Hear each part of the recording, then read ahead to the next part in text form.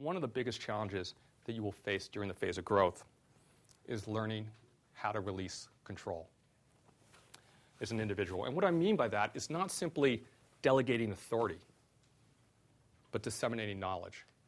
Knowledge is power, and knowledge is control.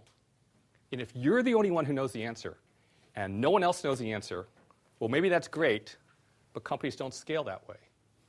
I know the vision of my company. I'm going to hide this from the rest of my employees.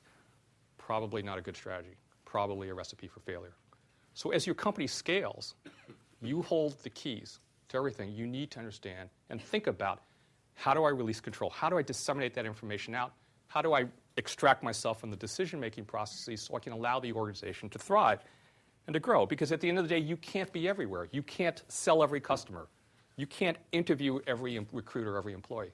You can't create every product spec, and you certainly can't draft every press release. The numbers will catch up to you. The faster you grow, sooner or later, you're going to run out of steam. Now, does osmosis work? Meaning, I have a conversation with one employee at the water cooler, and somehow it disseminates the vision of the company? Yeah, it works for about 15 people when the water cooler is 3 feet from every desk.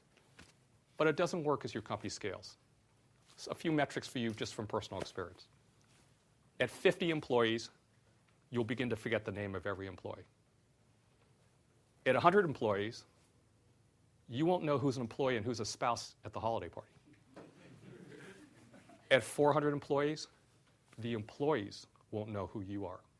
And that is a scary thought, but that's a statement of fact as corporations scale. And so the only way that you can deal with this is to figure out how you can release control, how you can teach teachers, how can you provide the organization with the tools so that the organization isn't fully dependent upon you.